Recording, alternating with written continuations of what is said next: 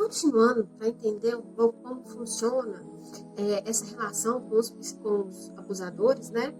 Como eu já disse em outro vídeo, geralmente esses abusadores se classificam entre características de transtorno de psicopatia ou transtorno de personalidade narcisista.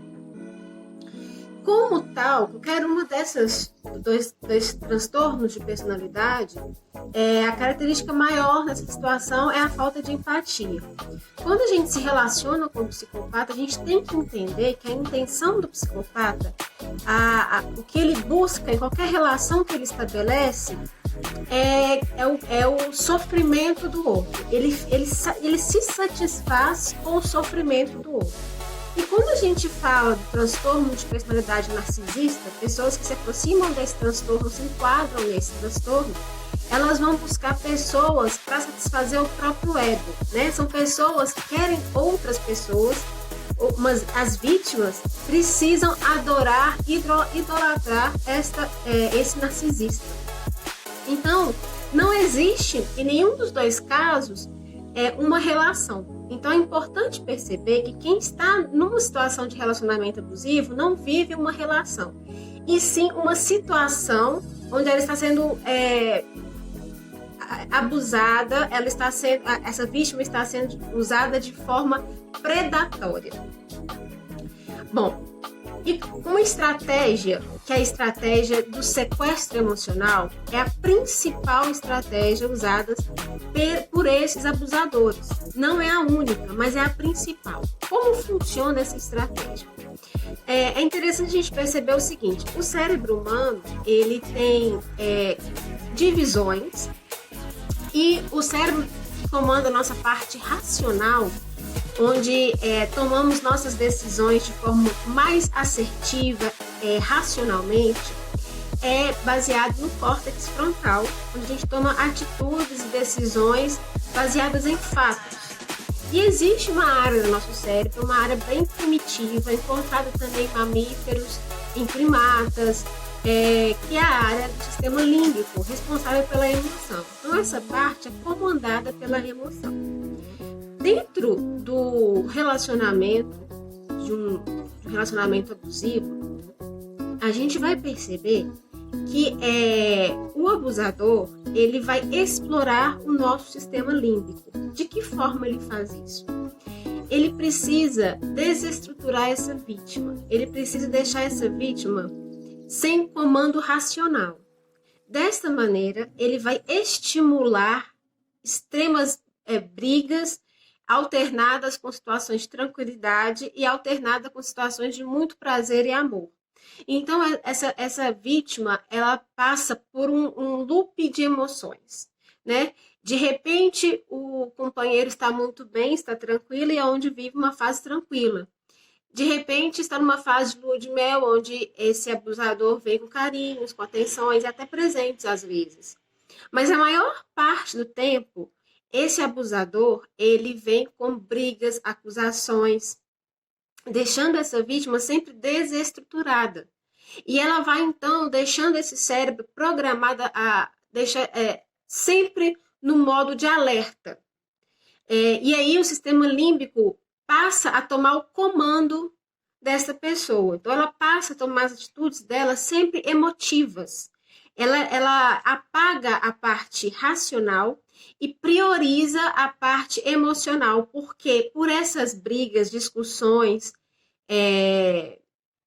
coisas que desestruturam essa vítima, esse sistema límbico é consistentemente acionado.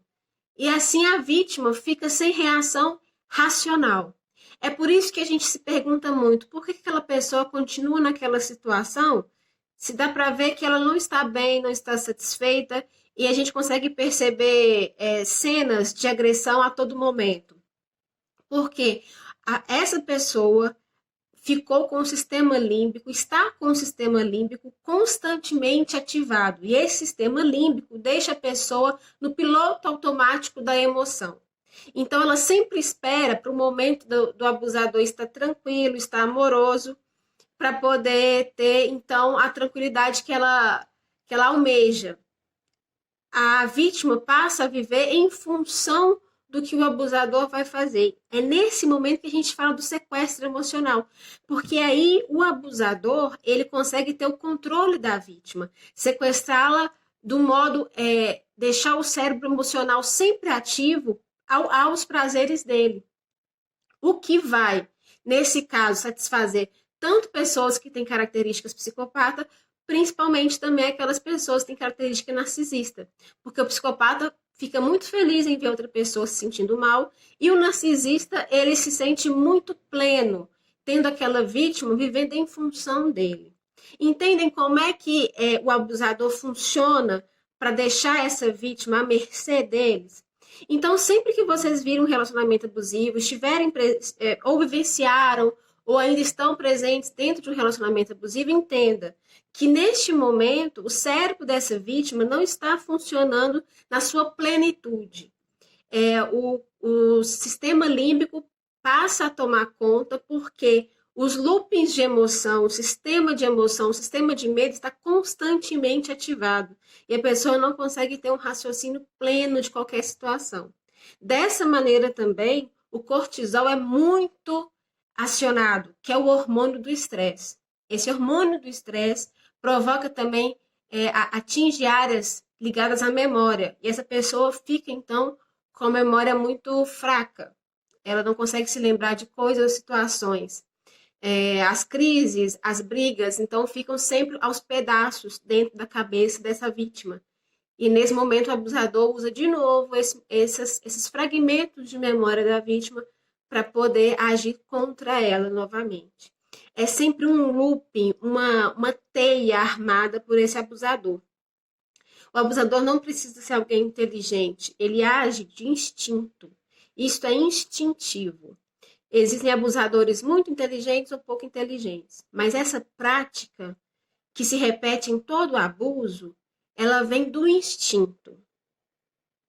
Bom, queria explicar para vocês como é que funciona essa estratégia, como é que funciona o gozo, o prazer do abusador, explicar para vocês o que é, na verdade, o que não é uma relação, porque dentro de uma relação, de uma situação com um abusador, não existe relação, porque relação envolve troca.